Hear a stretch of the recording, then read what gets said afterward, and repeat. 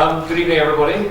Let me start by welcoming my fellow co-chairs, President Yudhoyono of Indonesia and President Sirleaf of Liberia, to Downing Street today. I'm very grateful to them and the other high-level panel members for travelling to London for this second meeting of the high-level panel to discuss the future of the development agenda. We had a lively, constructive and very productive set of discussions. And I want to make 3 points about the conclusions we reached. First, we agreed that the principal aim of the panel should be to focus on finishing the job of ending extreme poverty. We think the Millennium Development Goals have made great progress. There's more progress to be made between now and 2015, but we're clear the next stage should be aiming to eradicate absolute poverty in our world completely. And it's something politicians have been talking about for a while, but for the first time, I believe this generation really has the opportunity to do it. Second, we discussed how we might press on and tackle the causes of poverty, as well as its symptoms. For me, that means rights for women and minorities, a free media, integrity in government, and the freedom to participate in society. It means paying real attention to what I call the golden thread of the conditions that help move people and countries from poverty to wealth. The absence of conflict and corruption, the presence of the rule of law, property rights, strong institutions. Those are the things that can help us build more prosperous countries, more prosperous societies.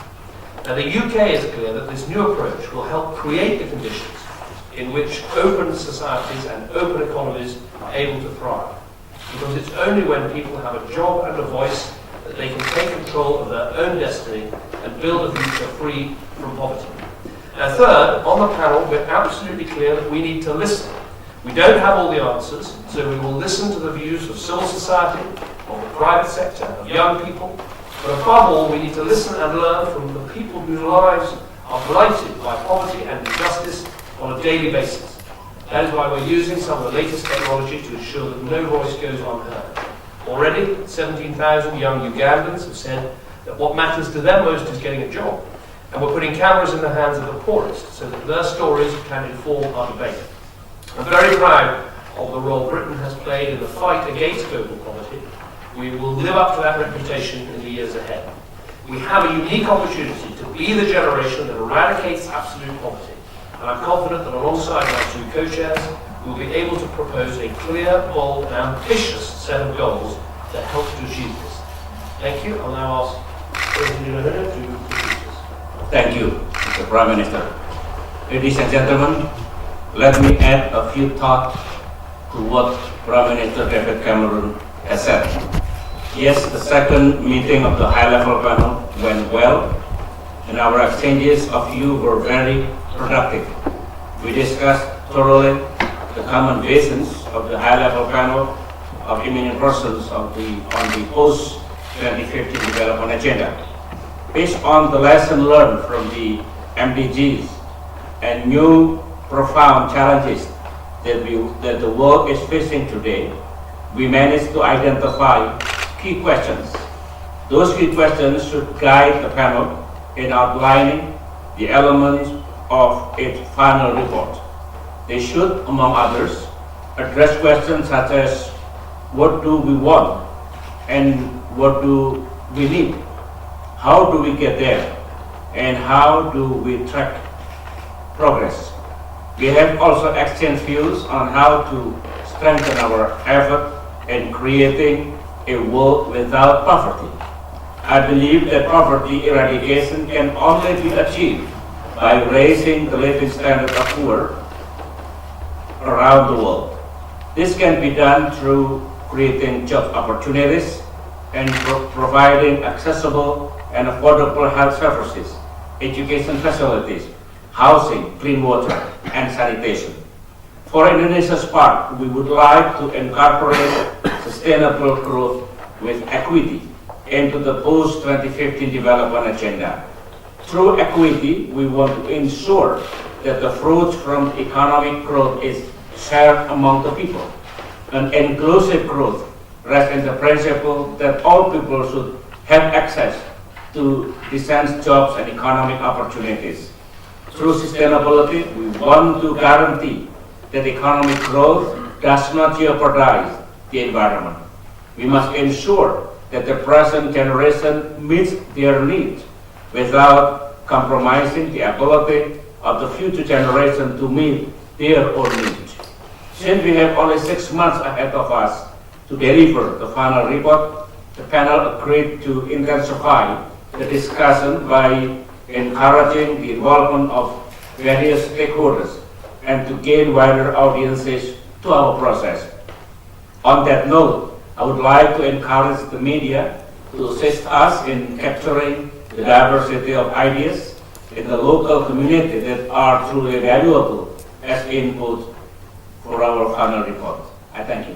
Thank you very much, Mr. President. And Mr. President, I'm honored to be one of the co-chairs and to join here with four representatives from the Africa region in participating in the formulation of the post-2015 Global Development Agenda. As one of the regions, Africa, particularly Sub-Saharan Africa, which has fallen behind in the achievement of the Millennium Development Goals, we see the necessity not only to accelerate our effort in these remaining 3 years to achieve as many of those goals as possible, but to build upon them in fashioning the new agenda. An agenda that's going to put poverty at the center of the objective, but addressing other concerns such as peace and security to reduce the vulnerability and the fragility that exists in many of our countries, to be able to take care of the young people, to represent their voices, to make sure that youth employment, one of the most disturbing and concerning conditions of poverty in our country, that those are fully taken into account. Our process is to represent the voices of our people, to build a consensus around a very rigorous consultation in which the voices not only of those in authority, but also civil society, the private sector, and others in formulating this vision. We are pleased that today a consensus was reached around these, and that the processes that will lead forward, that we'll be embarking upon within the next several months, will lead us to an agenda in which everyone can reflect and see in it something for themselves, that they can see their own ownership and their input in this, not only in terms of how it will affect their lives, but how they too, in an interrelated world, will be able to affect the lives of others in their region and beyond. Today's meeting was very, very participatory, very rich, bringing together the diverse groups of panel members that have served and achieved so much in their areas. And so we're looking forward to the next few months. This process, the timing is very short, having to produce a report in a short period. But I think that the interest that have come, those that have so endorsed and embraced this idea, we just want to think that it's going to end up something that is going to make a big difference and enhance the livelihood and the welfare of all mankind. And we'd like to express our appreciation to the Prime Minister and to the President for helping to lead this effort. thank you very much, Madam President. I think we've got some questions. We have a question from the Indonesian journalists. There's a microphone coming to you. Thank you, His Excellency President Yudhoyono, Prime Minister, and President Johnson. You know that in this dynamic world, how do you see the role of developing countries and emerging economies in post-MDGs development to create a fair and sustainable economic structure? Thank you. Thank you. President, would you like to take that question first? Yes, the challenge of development, including the development done by emerging economies, is how to avoid the widening the gap between the have and the have-nots.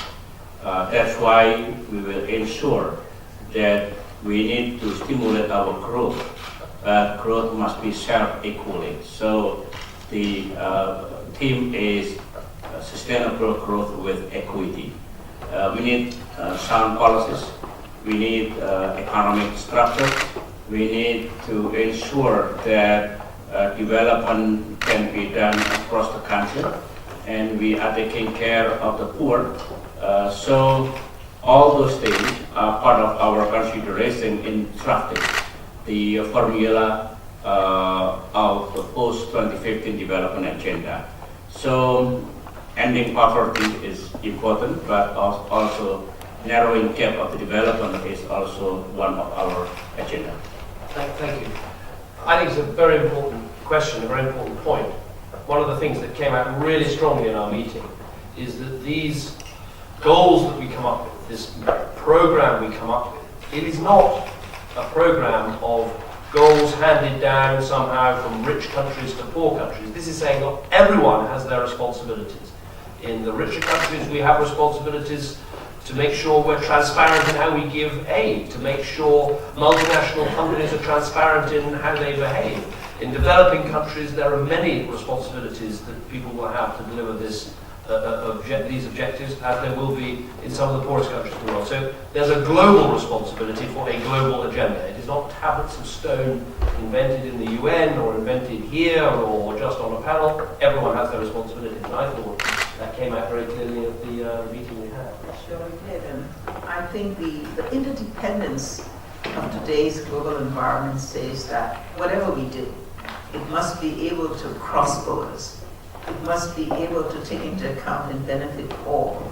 We are all in each other's supply chain today. And anything that happens, whether it happens in the frontier states, which is where I come from, or in the emerging markets or developed markets, today, communication, financial transaction, all tell us that that interdependence is there, and we all must work together to find solutions that will affect everybody globally. Thank you. Question from the Liberian journalist. How does Africa in general, and Liberia in particular, stand to benefit from this entire post-2015 agenda? And also, as an African female, how do you think you can be able to help in this discussion of sustainable development? I believe Africa stands to benefit a lot.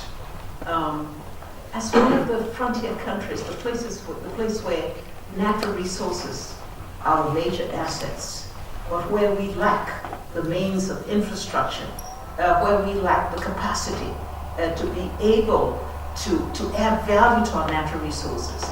We see Africa as being the place where the global economic pie has the best potential to be widened and thereby have a positive impact on global trade and global economic performance. And so Africa's own participation in this, perhaps you may say for the first time that we've taken it to the African people where their voices through civil society representatives will be heard, where they will state what the future they want, and that they can now see Africa beginning to come as competitive and join in global interactions and global transactions in a fully competitive and participatory way. And so I think Africa is going to be one of those that's going to benefit quite a bit from the global agenda. Thank you. Thank you very much. Robin Bragg from the BBC.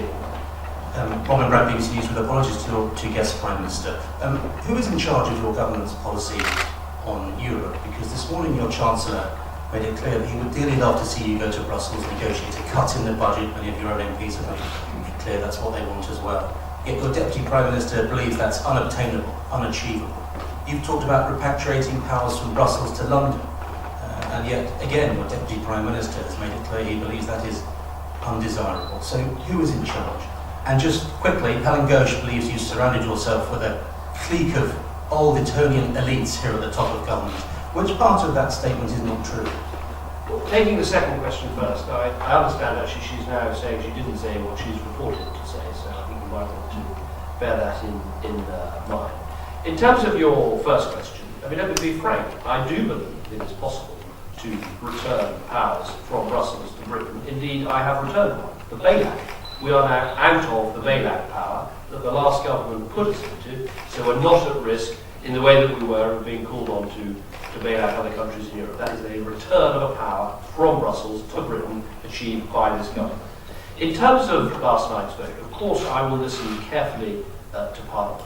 But we should be absolutely clear. This government is taking the toughest approach to the EU budget of any government in this country's history. That is what I'm doing. That is the government that I'm leading. And if we don't get what I consider a good deal for Britain, I will have no hesitation in vetoing the multi-year financial package. It won't happen.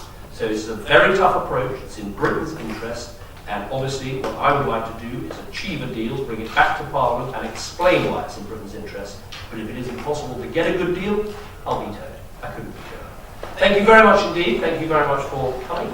And can I thank again my panelists for, I think, the really excellent work that we've done today. Thank you very much.